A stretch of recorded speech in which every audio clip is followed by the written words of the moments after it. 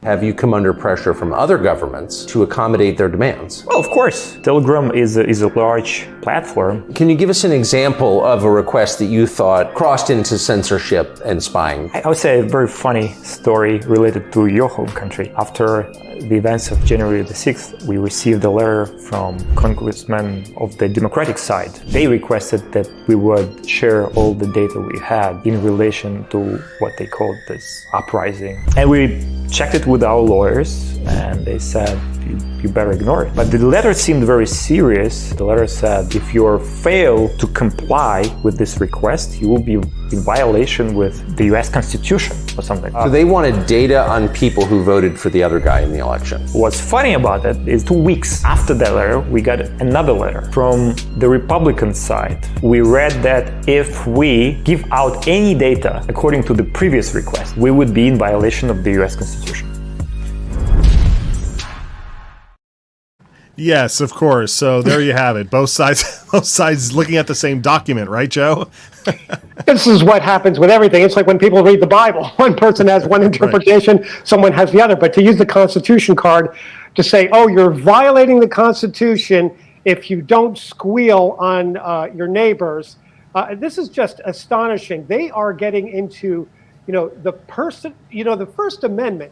It's first for a reason, by the way, because it's the most important of the amendments to the U.S. Constitution. It's about freedom of speech and freedom of worship, that kind of thing, because people want to be able to say what is on their mind without fear of being tossed in jail or harassed or politically persecuted.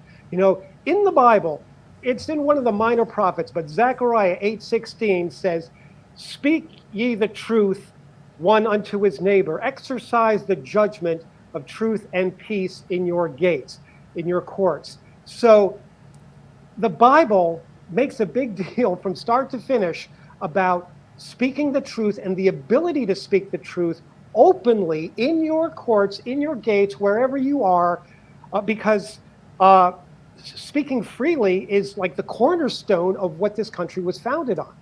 Yeah. And Elizabeth, the idea that, we have this tweet here of somebody, I forget who it was, is David Sachs? David Sachs, yeah. Yeah, who showed which platforms are going to be going after. And first was TikTok, because TikTok was a big... Oh, and then he crossed out TikTok. Yeah, they crossed out, and now he's going to need to cross out Telegram.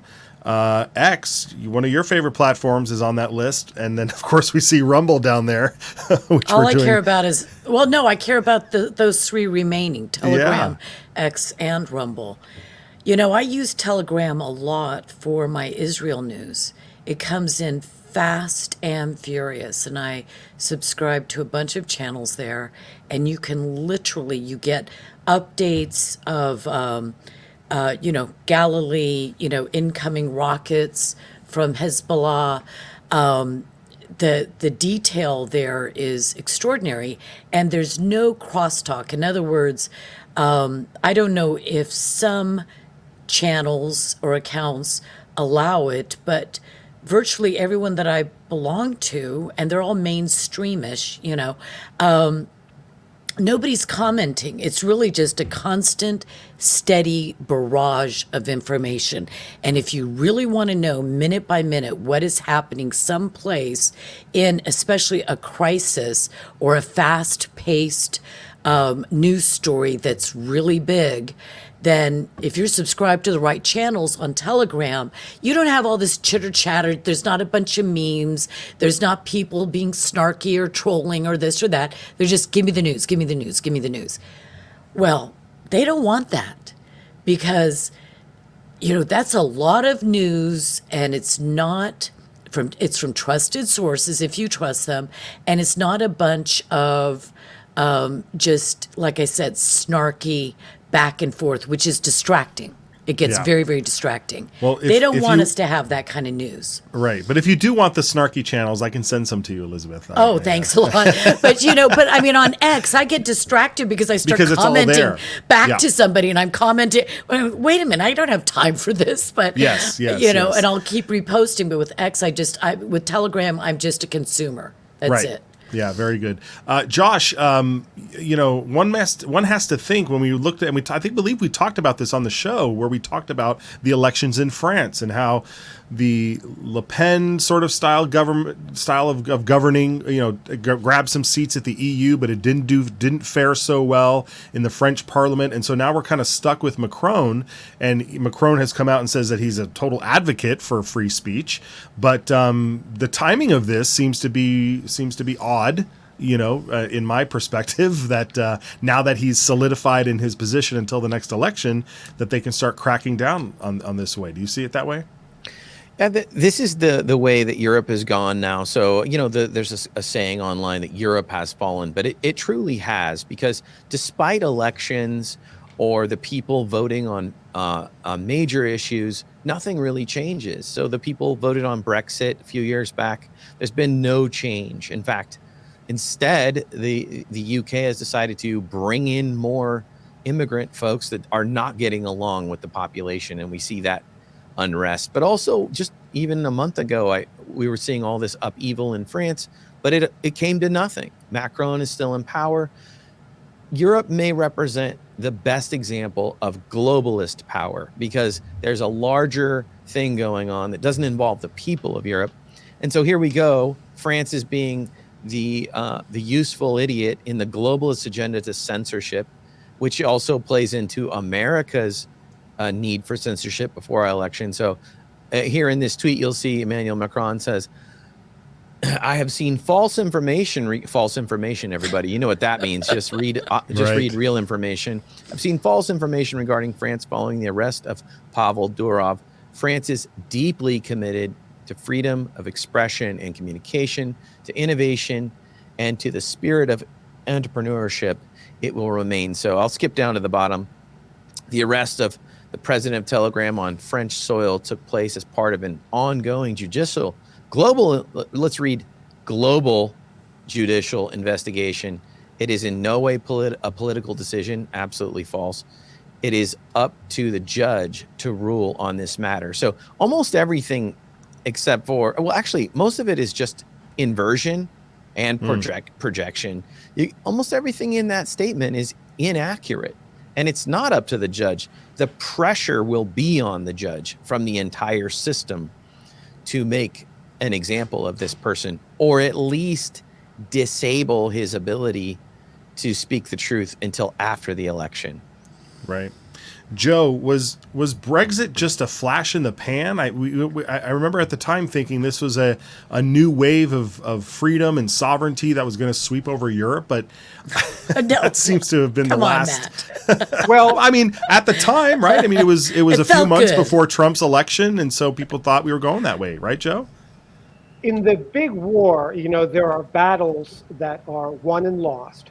For instance, when Elon Musk took over Twitter, everyone saw that as a huge, huge victory. But it's not the end of the war. As you can see, they're coming after other applications oriented towards speech. So what you see going on now is the ongoing bigger conflict.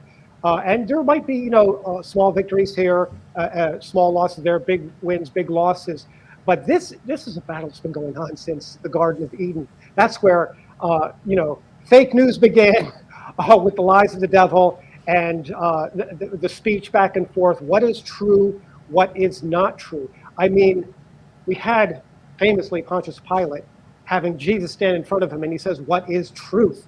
And of course, the truth is standing right in front of him, and he's asking rhetorically, what is truth? So this is a battle that's been going on. It's been going on since the beginning. It'll be going on until, Jesus comes back out of the sky. So this is just something you have to be prepared for. You don't have to be worried about anything. We shouldn't be worried at all about anything. God says not to worry. So it's just part of the battle. We all have to realize this is a spiritual battle. And speaking the truth and the ability to hear the truth is part of this battle. Yeah, I believe you're right, and I think I think we're going to be. I mean, court cases in Europe. This thing's going to go on forever. So we're going to have to unfortunately keep following Durov's saga here. In the meantime, his app is still up and running. So I'm sure he's put in safeguards for this very thing. A man who travels like that, he had to escape Russia, right, Josh, to even create this thing.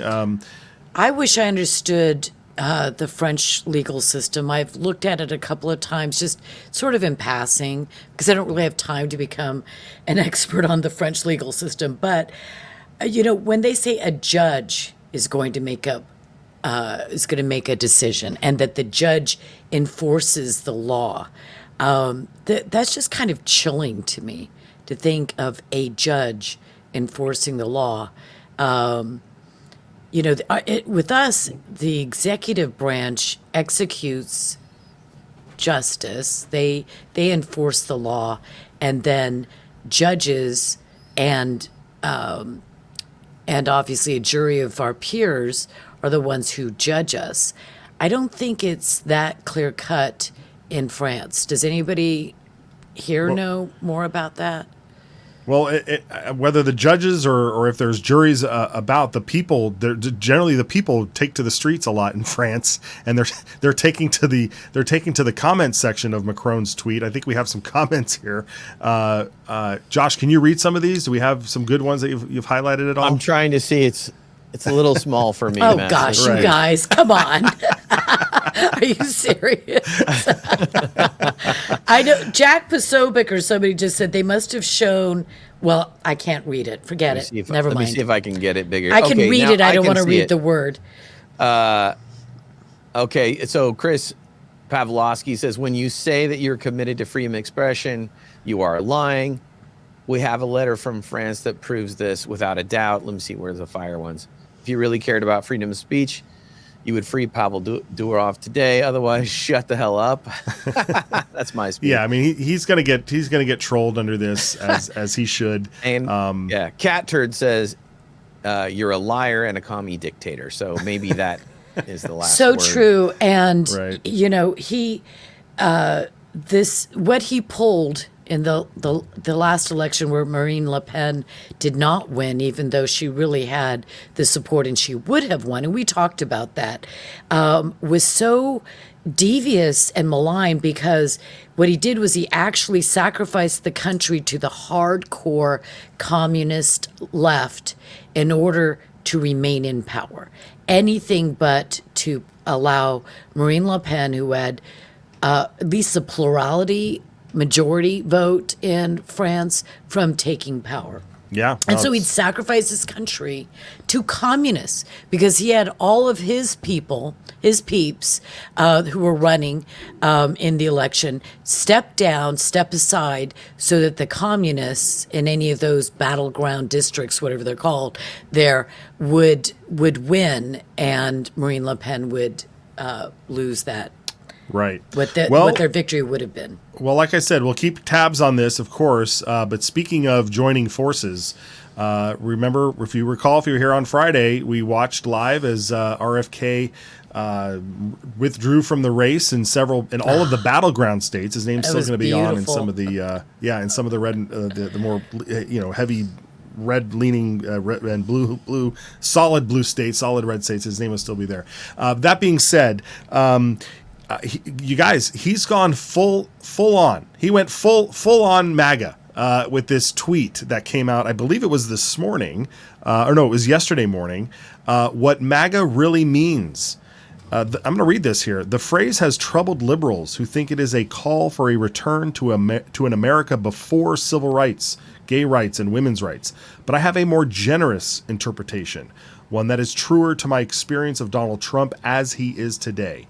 Make America Great Again recalls a nation brimming with vitality, with a can-do spirit, with hope and a belief in itself.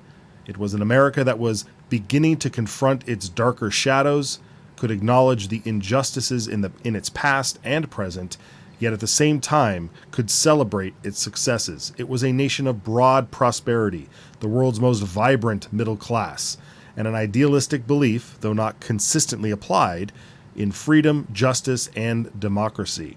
It was a nation that led the world in innovation, productivity, and technology, and it was the healthiest country in the world.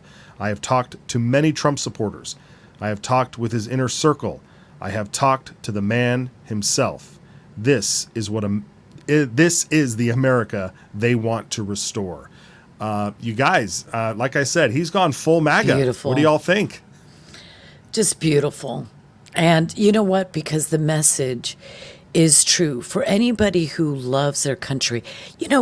Think about your family, whether it be just, in your house or your extended family.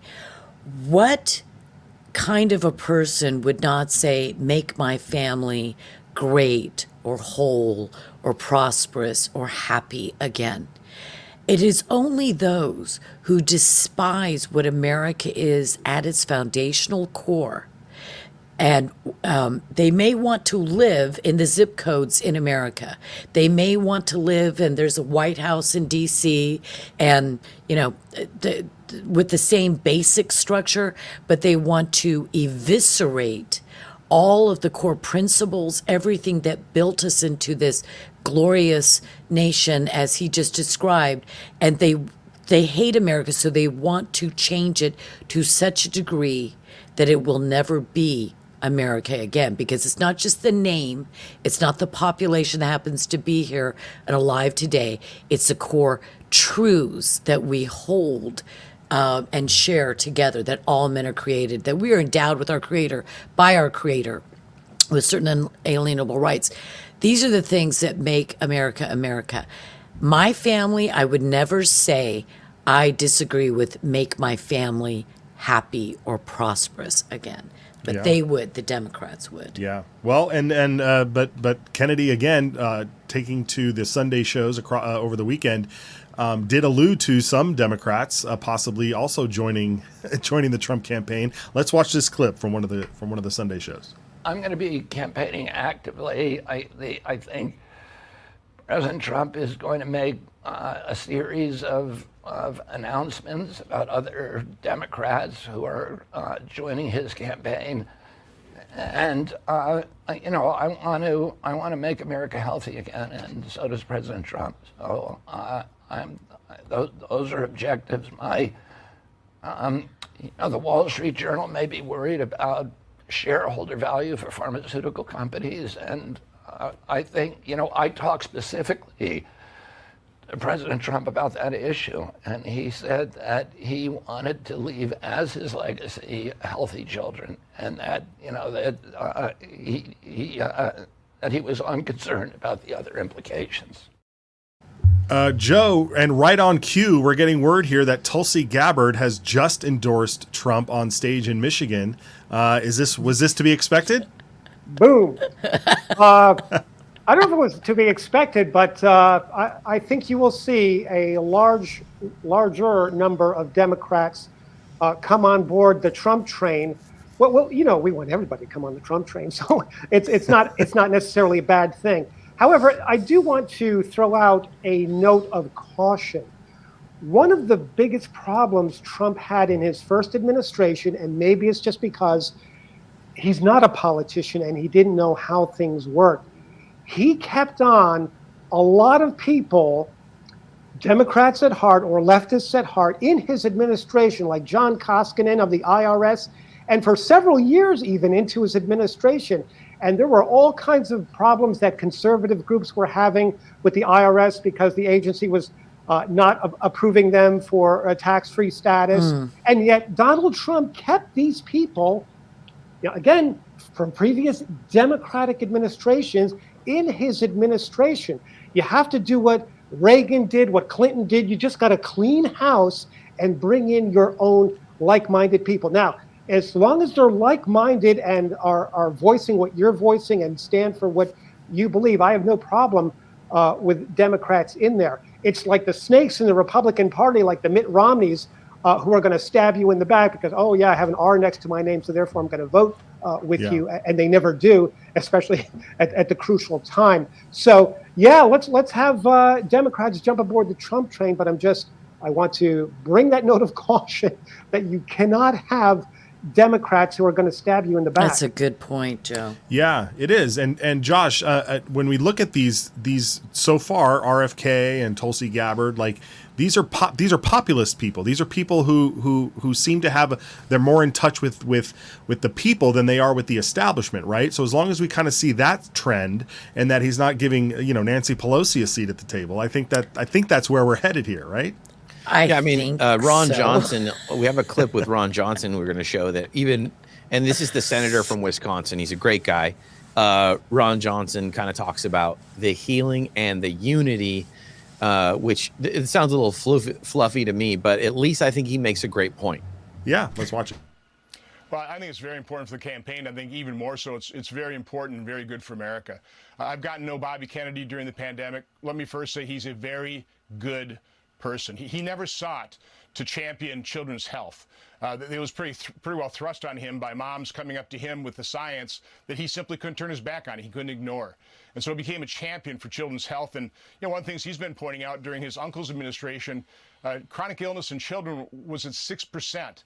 Now it's at 60%. I mean, chronic illness drives our massive healthcare industry, the trillions of dollars we spend on it, and it's been largely ignored, I would argue, because the corruption, the capture by big pharma, big ag of the federal health agencies and other agencies that are designed to regulate them, it's not working. It's a corrupt process. So I think Bobby Kennedy would be the perfect person to get in there. He understands this. He's sued these companies.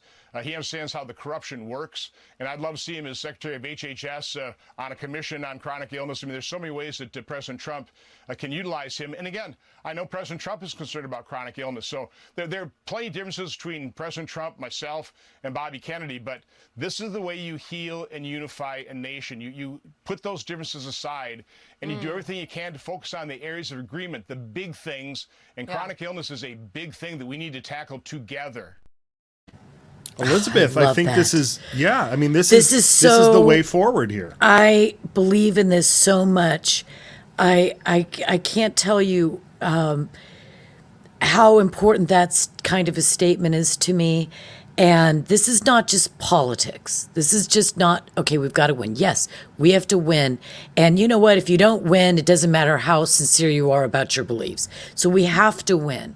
But bring in Bobby Kennedy, who is truly believes this is in the core, his gut, that this is such an important issue.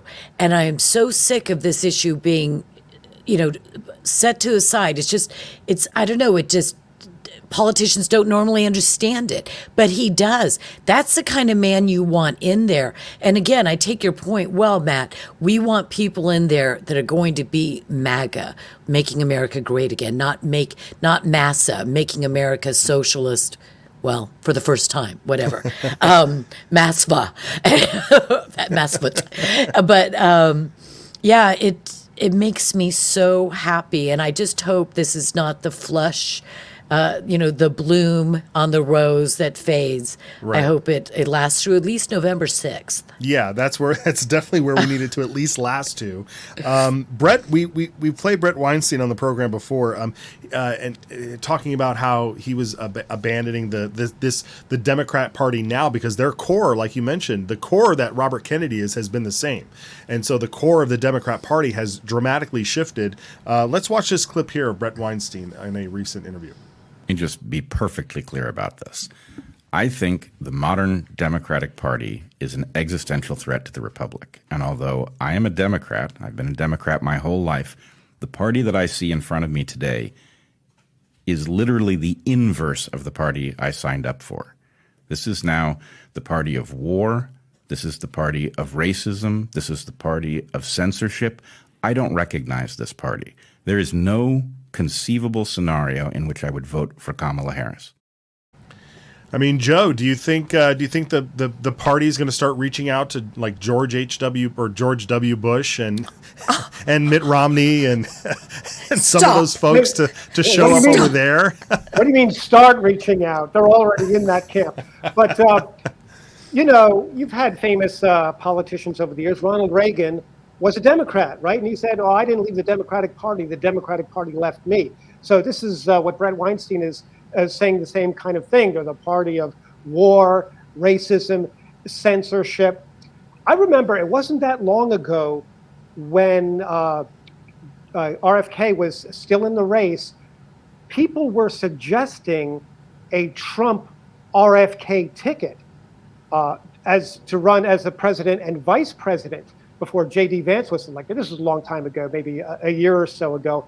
And, RFK has some big differences with Trump on climate change and some other issues. But as you played his message before, he does want to make America healthy again and great again. It's MAGA with a G, not MACA with a C, like Make America Crap Again, which it is right now, by the way. And unfortunately, if the Democrats get in, it will be crapola forever. This is, America is, like Brett was saying, it's an existential threat to the Republic, and it has to be stopped. I love hearing it from somebody like him. When I think about, my mother, Irish Catholic. I mean, everybody had red hair. Everybody had a bunch of kids. They went to Catholic school and church 7 days a week. And of course the Kennedys were, the royalty. And, my family came from Ireland. And so the point is that she voted for Ronald Reagan. And I've told that story before. She said a prayer in the car and asked God forgive her, but she was going to vote for Ronald Reagan. She wasn't sure if she was supposed to, but she did it anyway. And if you think about my husband, who was a radical leftist, he was always pro-life, but he was radical, Marxist, Maoist, whatever it was, he was all of it. And you couldn't get worse than that. Well, I guess you could technically, but anyway, I find old buttons from when he was in college and high school with Angela Davis on it, free Angela now. He voted for Reagan.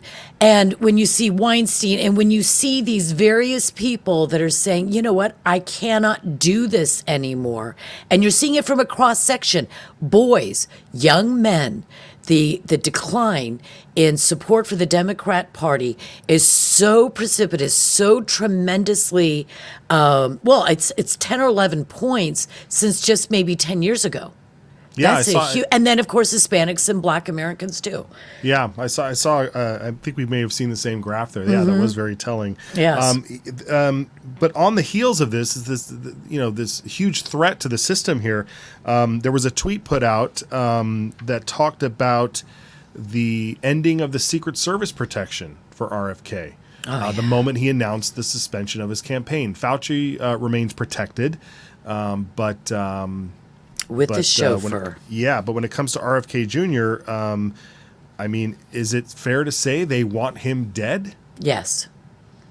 Well, they had him not covered for 99% of this campaign. He had to beg and plead, and they still said no. The only thing that turned it around was a bullet missing Trump's head by centimeters, and they said, okay, well, maybe we should give Secret Service protection to RFK. But yes, they want them all dead that don't agree with them, by the way. That shows how vile they are.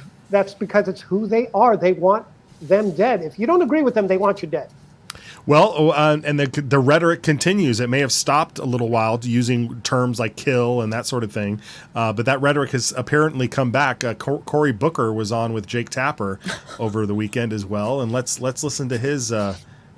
Let's listen to his comment. Let's listen. To say that the MAGA Republicans are not still undermining common sense, pragmatic, sensible politics is just wrong. And what I know this election can do is finally kill that strain of the Republican Party in a way that I think helps the pragmatic Republicans come back. Oh my gosh. Is that the kind of rhetoric that we're still going to be hearing? We all say it. We all say those terms, but you definitely read the room. Kill the strain. I like Jake Tapper's suit and tie. I thought that was really nice. But anyway. That's all you got to say about that. Josh, I got to say this about Jake Tapper really quick, because right now, today, there are questions about the debate that's going to happen on ABC coming up in September between Trump and Kamala Harris. And Donald Trump threw out a compliment to Jake Tapper, saying that he was actually fair to him in that previous debate. And overall, it was. You didn't see any of the gotcha questions that we've seen in the previous debates. So we've seen CNN, some reins or controls being put on them where they are tamping down their leftist radicalism, their absolute viciousness. Joe, do you think that's going to last, though? Don't you think Oh, it's no. a different? I think that there was a reason. You know, we could debate about what those reasons were. I think we did back then. But I don't. I think the gloves are off. And I don't think this I do. is. And I think, don't That's you what I'm think saying. they have a strategy for the next one? And I did think Jake Tapper was fantastic, if you can call it that, compared to what I thought it was going to be. I mean, And he's been in that interview with Cory Booker. I saw a more longer clip. He was challenging. He has been challenging some of the folks that have come on his show recently. So maybe there's just a little bit of interesting. Maybe he wants to not go down in history as compromised as the rest of his colleagues. Yeah, maybe. Guys, maybe. I saw a pile of dog crap with a blueberry in it one time. So, I mean, let's not give the guy credit. Still a literal enemy of the state, as far as I can tell. All right. Yeah. Thank you, Josh, bringing us back down Yes, to thank you. down to earth here. Very good. Okay. Well, folks, let's go around the horn here because I want to know. This Monday, right? So we got a week coming up. I don't know what's on the schedule. We saw Trump laying the wreaths at the fallen soldiers, for the Afghan. Debacle that happened. The It's the third year anniversary of that. But as we move on, like we just said, we saw Tulsi Gabbard on stage. Anybody else have any other speculations of who RFK might have been alluding to as we close out the program today? Well, it won't be Barack Obama, but I have to say this. Just today, and we have the story up at WorldNetDaily.com if you want to check it out, Trump has released a brilliant ad using Barack Obama's own words on the Democrat National Convention stage, saying, we've seen 4 years of bumbling and bluster, and, the sequel is always worse. And it ends with, I'm Donald J. Trump, and I approve this message. Because we've seen the past 4 years of bumbling and bluster from these people in charge. We really aren't, they're not the ones in charge, but, they're figureheads. But we've seen this 4 years, and it's been an absolute disaster. So Trump just did a brilliant job trolling the Democrats with this new ad. Yeah, that's great. I haven't seen it yet. We'll have to check that out. Elizabeth, where do you think we go forward this week? I don't What are the know big surprises? who's coming next out of the Democrats. I just, I'll just wait till it happens. It'll be very exciting, and I'll be just very, very happy. That's my sophisticated analysis or prediction. But I will say this. I would like to say kudos, bravo to Josh the Doomer, because his whole he always wants to say censorship is coming. Go to Rumble and subscribe and X. Forget Facebook and YouTube for us. Support us by going there because we know that it's going to get shut down. Facebook, which we're already pretty shut down there, and YouTube, and you need to get your news from us in the platforms that will allow free speech. And he's never mentioned Telegram. I do fault you for that, but at least we're adding that now. And yes, we have it's that so graphic. true. Throw it up. I mean, how can you have censorship, more censorship, than to have the president of the company or the founder and president of the company, CEO, put in jail because, just like with Facebook, and we did a 4 or 5 part series on Facebook child porn at WorldNetDaily. You can search for it there, by Chelsea Schilling. He's put in prison or potentially for 20 years because there are bad actors that use his app.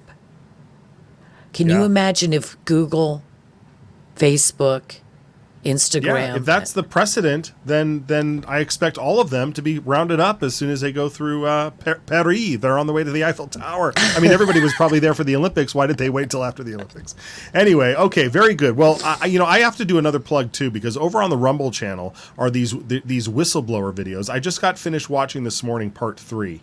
And this is a fantastic video series that looks at the of what's going on in our university. So I encourage everybody to go over to that Rumble channel, hit the subscribe button.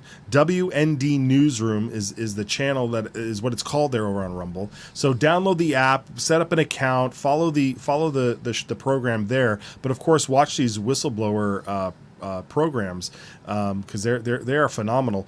Josh, where else can your fellow Doomers make sure that they're following the program? Yeah, so I just kicking back to the whistleblower. So what we're calling this is a whistleblower special report, which WorldNetDaily produces monthly now. But this is going to be a series that we created, a 3-part series about what's going on in universities. And specifically, we've always known there's been craziness or like hard left leaning, but what's happening now is that college students are themselves reporting that they are mentally unwell, and suicide rates are going through the roof. What's going on in colleges? And if you have grandkids or you have kids going into college, you need to know this, and you need to see this. And we have lots of statistics cited in the episodes, and you don't want to miss it. Excellent. Very good. All right, folks. Follow all of us on the social media channels. You'll find those links all over WorldNet Daily. Thank you for joining us. We'll see you here on Wednesday. God bless.